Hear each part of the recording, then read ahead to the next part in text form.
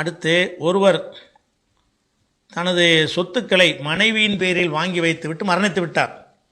அவருக்கு ஒரு மகன், 6 மகள்கள் உள்ளனர். அந்த மனைவியானவர் பிள்ளைகளுக்கு உரிய பாகத்தை பிரித்து கொடுக்காமல் இருக்கிறார். இதற்கான வாரிசுரிமை சட்டம் என்ன அப்படின்னு சொல்லி எஸ்பி பட்டணத்தில் இருந்து முகமது இம்ரான் என்பவர் கேட்குறார்.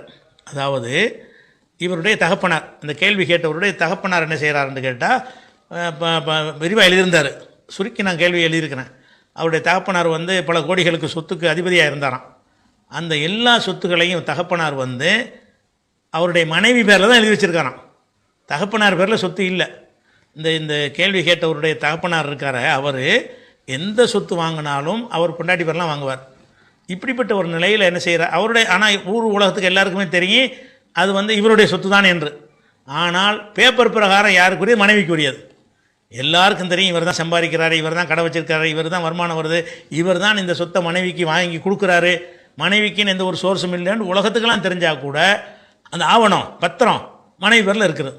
இப்போ அவர் இறந்த உடனே பிள்ளையெல்லாம் போய் என்ன செய்கிறாங்க, அம்மாட்ட சொத்தை பிரித்து தாங்க, எங்களுக்கு பங்கை தாங்கன்னு கேட்குறாங்க. அவர் மூத்த போயிட்டார். அந்த சொத்து பூரா இவங்களுடைய அம்மாவுடைய பொறுப்பில் இருக்கிறது. அம்மாட்ட போய் என்ன செய்கிறாங்க, பாப்பா சொத்தை பிரித்து தாங்கன்னு கேட்குறாங்க. எதனால் கேட்குறாங்கன்னு கேட்டால் அவங்க பாப்பா தானே சொத்தை சம்பாதிச்சாரு அப்படின்னு கேட்குறீங்க. இது தார்மீக ரீதியாக அது உங்களுக்கு தெரிகிறது. ஆனால் சட்டம் அதை பார்க்காது. சட்டம் இந்த இஸ்லாமிய சட்டமாக இருந்தாலும் சரி, உலக சட்டமாக இருந்தாலும் சரி, உங்கள் வாப்பா சொத்துனா உங்கள் வாப்பா பேரில் இருக்கான்னு கேட்பாங்க. உங்கள் வாப்பா பேரில் இல்லையில அவர் சொத்து விடாமல் மூத்தா போயிட்டார், அவ்வளோதான். உங்கள் அம்மா பேரில் இருந்தால் அம்மா தான் சொத்துக்கு சொந்தக்காரங்க. அவங்க ஹயாத்தோடு இருக்கிற வரைக்கும் அவங்கள்ட்ட நீங்கள் கேட்கவே முடியாது. அவங்க மூத்தா போனால் தான் அவங்களுக்கு வாரிசுன்ற பிள்ளைகளுங்கிற முறையில் உரிமை வருமே தவிர எங்கள் வாப்பாவுடைய சொத்து தானேன்னு சொல்லுவதெல்லாம் உலகத்துக்கு பேசிக்கிடலாம்.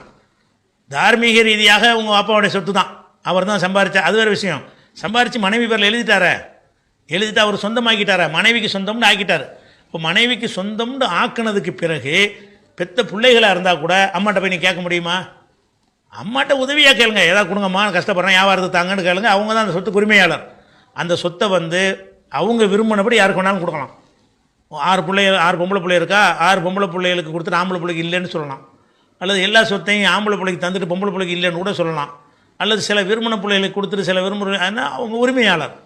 பெற்றவர்கள்னு எந்த மனிதன் அந்த சொத்துக்கு உரிமையாளராக இருக்கிறானோ அவன் தான் அதை பற்றி முடிவெடுப்பானே தவிர நான் பிள்ளை, நான் பேரன், நான் அண்ணன், தம்பின்னு எவனும் கிளைம் பண்ண முடியாது. இஸ்லாமிய சட்ட பிரகாரம், இஸ்லாமிய சட்ட பிரகாரம் யார் பேரில் சொத்து இருக்கிறதோ அவர் தான் அந்த சொத்து சம்பந்தமாக முடிவு எடுக்க முடியும். அந்த அடிப்படையில் பார்க்கும்போது உங்கள் தகப்பனாருடைய சொத்து என்பது நீங்கள் உங்களுக்கு தெரிஞ்ச உண்மை அடிப்படையில் நீங்கள் பேசுகிறீங்க. அந்த உண்மைகள் சட்டத்துக்கு அதில் எடுக்கப்படாது, சட்டத்தில் கவனத்தில் கொள்ள மாட்டாங்க. எதை கேட்பாங்க சட்டத்தில், இந்த சொத்து யார் பேரில் எழுதியிருக்குன்னு கேட்பாங்க. இந்த இருக்குது பத்திரம் மனைவி பேரில் இருக்குது, அவங்க சொத்து பாது அவர் வாங்கி கொடுத்தாருங்கிறலாம் வராது. வாங்கி கொடுத்தா கூட வாங்கி மனைவி கொடுத்துட்டார்ல, அப்போ மனைவியின் பேரில் எப்போ எழுதப்பட்டு விட்டதோ அந்த சொத்துக்கு உரிமையாளர் மனைவி தான். அவங்க விரும்புனா தான் உங்களுக்கு தரலாம். அவங்க மரணித்தார்கள்னு சொன்னால் அம்மாவுடைய சொத்துங்கிற வகையில் சட்டப்படி அப்போ உரிமை தன்னால் வரும். அம்மாவுடைய சொத்தில் என்னென்ன மார்க்கப்படி பிரிக்க வேண்டும் இருக்கிறதோ வருது. அவங்க மூத்தாருக்கு முன்னாடி உசுரோடுக்கும் போது எல்லாத்தையும் பிரித்து கொடுத்துட்டு போயிட்டாங்கன்னா அப்பவும் வராது. அதனால் எங்கள் தகப்பனார் சொத்தை அம்மா பிரித்து தர மாட்டாங்கன்னு சொல்கிறீங்கல்ல, அது நீங்கள் நடைமுறையில் உள்ள உண்மை அடிப்படையில் நீங்கள் பேசுகிறீங்க.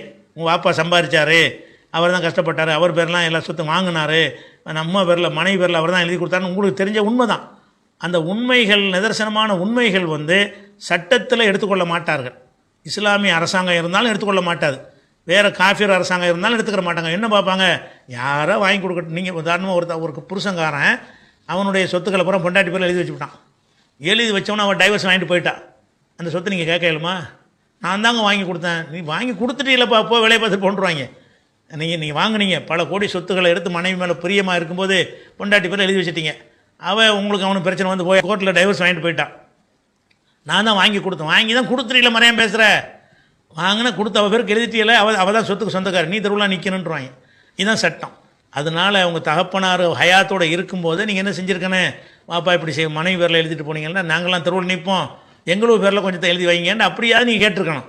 அப்படி கேட்காம இருக்கும்போது அவர் எல்லாமே அவருடைய மனைவி பேரில் எழுதி வச்சுட்டு போயிட்டாரே ஆனால், அந்த மனைவி உங்களுக்கு தர மறுத்தார்களே ஆனால் அது எந்த குற்றமே வராது, அல்லாட்ட எந்த கொஸ்டினுமே வராது. அதனால் அவங்க சொத்து. ஆனால் என்னன்னா நம்ம பிள்ளைகள் தானே, அவருடைய சொத்தானே, நமக்கு ஒரு செக்யூரிட்டிக்காக தான் நமக்கு எழுதி தந்தார்னு அவங்களா விரும்பி அவங்களா உணர்ந்து ஒரு தார்மீக அடிப்படையில் தந்தால் அதுக்கு அந்த உரிமை அவங்களுக்கு இருக்கிறது. தர மறுத்தால் அதுக்கு உரிமை இருக்குது. அதனால் நீங்கள் சொந்தம் கொண்டாடுறதுக்கு எந்த கோர்ட்டுக்கு போனாலும் சரி, எந்த ஜமாத்துக்கு போனாலும் சரி, எங்கே போனாலும் அதுக்கு உங்களுக்கு அந்த சொத்து உங்கள் தாயார்கிட்டேருந்து நீங்கள் வாங்குவதற்கு வழி கிடையாது. அதாவது சொத்துக்கு சொந்தக்காரங்க உங்கள் தாயார் தான்.